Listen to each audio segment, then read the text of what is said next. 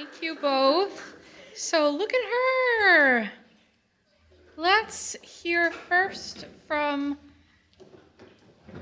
Professor Lawrence Larry Fisher. Would you please pose your question to Carlos? Sure. First, let me say Carlos has done some very unique things in terms of pulling things together, being very creative. He's joining a scholarly enterprise has been going for 50 years, going back to Goffman in 1979, when in fact he was probably using, it took him years to put it together, from the mid-70s, from magazines, one or two that are no longer in circulation. We tried to get a couple off of the newsstand, and they're $15, $16 each, so that cooled our jets a little bit. What he's done is changed the magazines to make them more relevant. He also changed the classifications that Goffman used to make them more relevant, and he also changed the analytic frame. And these are a lot of things. And what he's doing now is engaging in research that's been going on now for 50 years. It's longitudinal, to say the least. He certainly has an opportunity to contribute to what's going on, and I think it's a very, very critical and important area. My question is, what changes have you seen, Carlos? And if you had to look at, and there's actually one in the middle, I think you had Kang on your bibliography, who about midpoint between Goffman and now Martinez to look at those trends. What do you see as the significant differences, and what things haven't changed, what things remain the same? And I'll just say, in terms of the field that he's looking at, in terms of advertising, it's a very conservative field. Basically, you're advertising and trying to impact people who need to be where they are. You need to hit them where they are, and not your goal is to sell product. It's not to change the society in which it is. So that's my question is really basically, what changes have you seen over those 50 years? Really glad you asked that question. So the biggest change that we have seen throughout this research is, you mentioned Kang. So this Goffman study in 1979 was revisited in 1991 and eventually published in 1997. The biggest difference that you need to know is that obvious stereotypes were basically decreased. So like they weren't really focusing on men as the central figure, but subtle stereotypes increased. So one of King's categories was body display, nudity, sex, that increased. So unfortunately, there's some other research that I did on this, and I implemented an 8th category because Goffman had 5, and King had 2, so I added another one on that. Basically, that was empowerment, women in professional roles. And while sex is going up, empowerment's decreasing over the course of 50 years.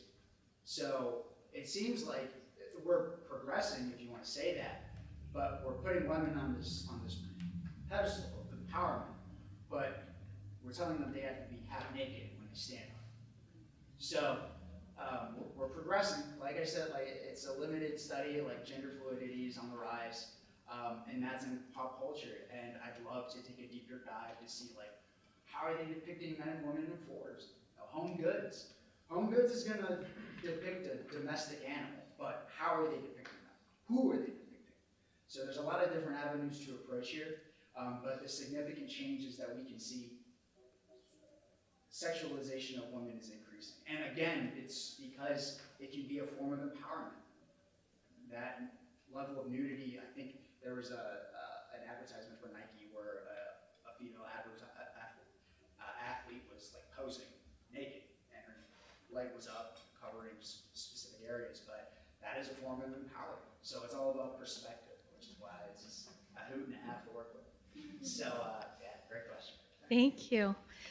Next, Professor Peter K. Fallon. You always say his name with K in the middle, by the way, which I love because I have Sarah Maria. He's going to pose a question to Grace. Yeah, I want to say briefly how cool this whole thing is, and to see not just really the hardest thing in the world after the research is to stand up and talk about it. That may be harder than doing the research, and everybody's done a great job. It's good to see such smart, confident, and dynamic students here, and that's as far as I'll go right there. And you guys did a great job. I'm wondering, Grace, we're really talking about a shift from an old culture based on broadcasting to a new culture based on social media. And I wonder if you could talk about what is it about the physical characteristics of these two different areas that allow for what you see happening. Yeah, so when we think about television as a medium, it's unidirectional to start. You receive information one way, you can't speak back to it. And also, it's centralized. Only a few people own it and have access to control the information that we're hearing. It also is largely influenced by companies and funding and all these different things. And then we think about the internet, and specifically digital media platforms and social media, like what I talked about in my presentation. And it's almost the opposite. It's multi-directional, like I touched on. You can communicate both ways almost instantaneously. And also, it is almost entirely decentralized and unregulated. And of course, there's the few examples of censorship, but for the most part, you can say whatever you want, whenever you want to, and you can be anyone. And so, if there are ideas such as those held by women athletes or other marginalized groups that are not covered in the traditional media like television, now people can go to the internet, people can go to these digital platforms, to social media platforms, and they can find this information, they can find these perspectives, they can find what they're looking for. And like I said, that is putting pressure on these traditional news media, and this is where the shift is happening.